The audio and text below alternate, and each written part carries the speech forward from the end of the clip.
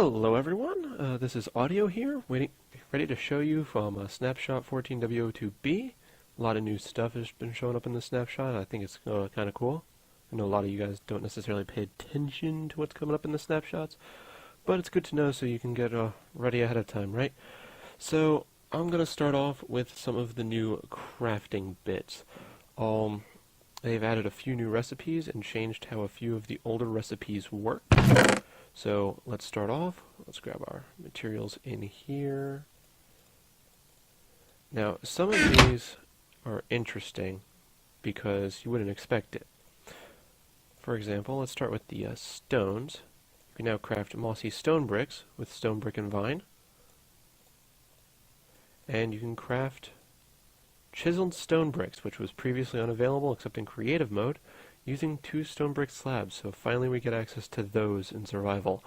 And the other new thing is that doors, you now get 3 per crafting. And the other cool thing is that they stack. Now, I don't know about you guys, but I personally wish they'd stacked for a while now. So this is a huge deal for me. I'm actually adoring it. Let's put all this stuff back.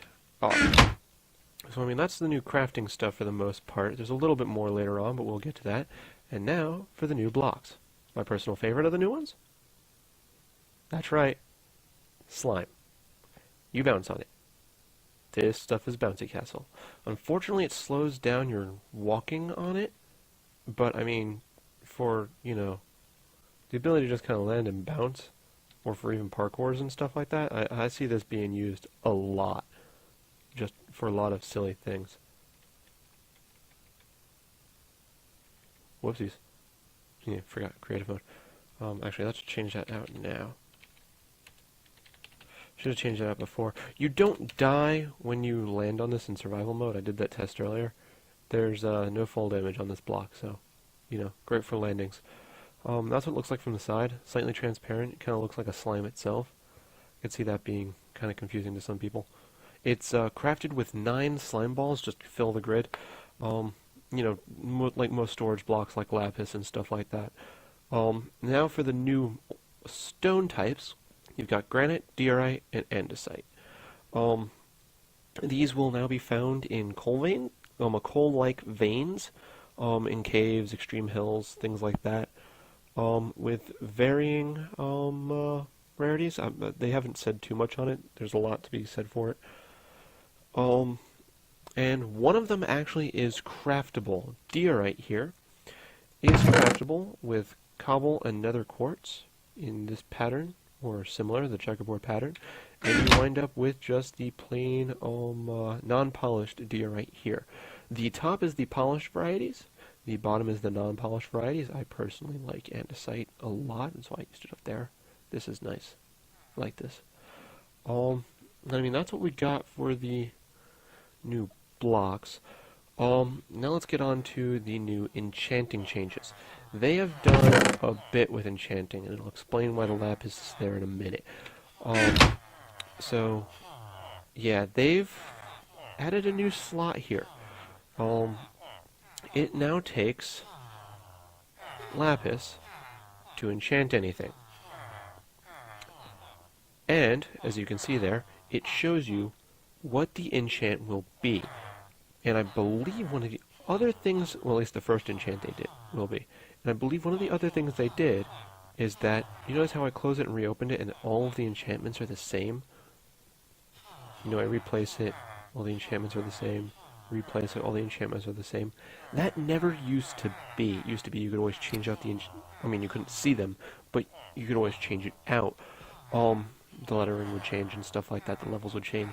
They've now made it so that each enchant generates off of a seed per player. So if you don't like the enchantments you're getting, but you really want like a specific enchantment on it, you might have to call your friend over to try and enchant and see if they get something better. Or you're just going to have to burn through that enchantment and just pray something else comes through it. I'll give a full example of it here. Let's just get some more levels on me. Yeah, they've also made it a little bit harder to level. I'm not sure if it's just they've decreased the XP per a thing, or if they've increased the amount of XP needed per level. Judging by how long this is taking, I'm going to say they increased it per level. This used to take a lot shorter time trying to do one of these. Yeah, so I think that should be good enough for demonstration purposes. So let's actually just enchant one of these books, you know. Da-da. Oh, look at that, look at that, look at that. Yeah, so it also takes more lapis per tier. So, you know, this now takes 2 lapis, and it guarantees 2 enchants, I believe? Yeah. So, it looks like it guaranteed 2 enchants. And got my smite and efficiency. It showed one of them. Now if I place it up there, different list. Different list. So, very cool. And if you notice down at the bottom, I'm at 25 levels right now. So let's place the second lapis in.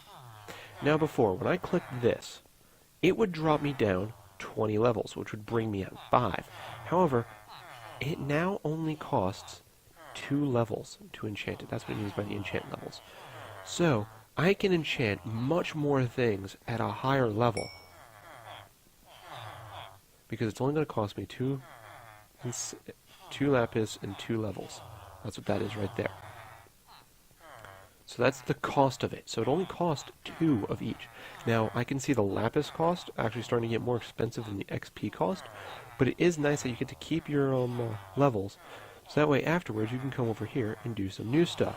For example, changing the name of this book, let's just put, you know, now only costs 1 level. That is huge. It used to cost like 9 to rename things. It's going to make, you know, name tags much easier to work with and stuff like that. Why do I still have enchantment? Am I like back here officially or something? I don't know. It's so weird. But yeah, I mean, that's pretty big. I mean, it's going to be a lot easier to get your name tags made for your horses and stuff. It's going to be a lot easier for a lot of that in general. I think that also dropped the cost on repairing as well, or at least made it easier.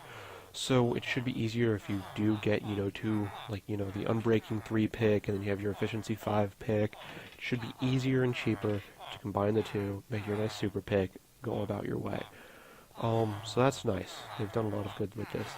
Now on to villagers. Villagers in trading, there's a reason there's a bunch of them there. I got something to show with that. They've now done a bit of changes for villager trading. I didn't prep this. I don't have anything to really trade with him. Oh wow, he's got a good trade. That's pretty cool. So they've changed up a lot of the trades. You know, there's a lot of new trades and a lot of new things. Not sure all of the stuff that they've done. People haven't finished cataloging it all yet. Snapshot just came out.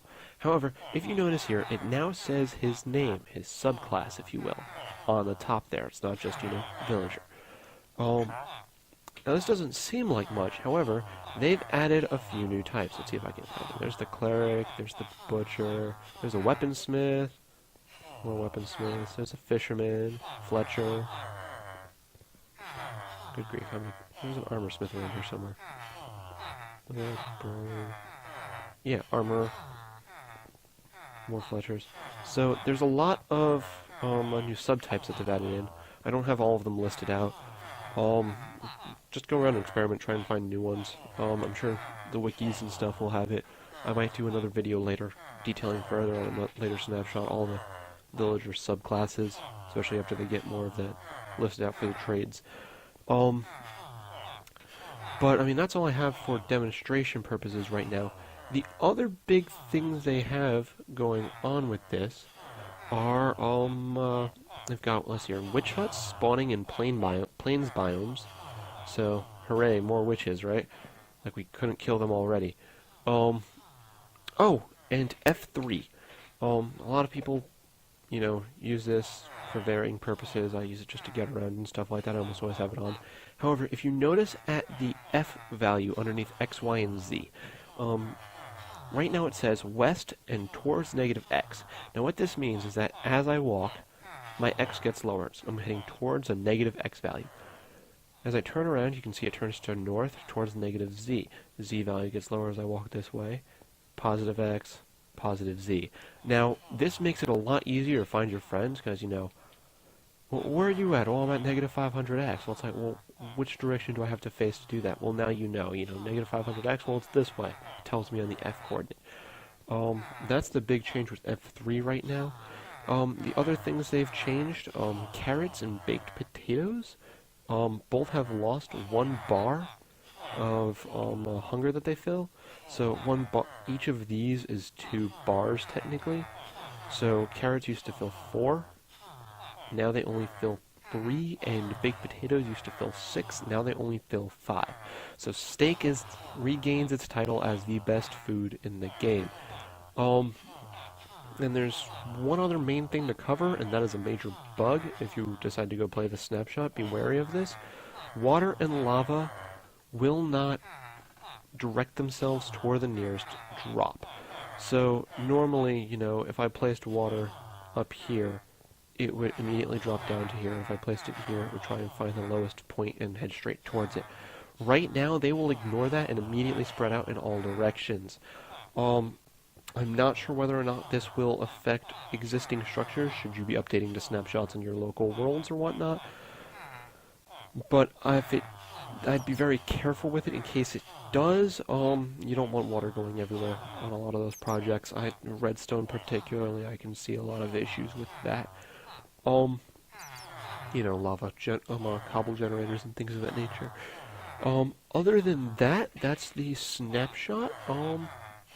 Thanks for watching. Rate, comment, subscribe.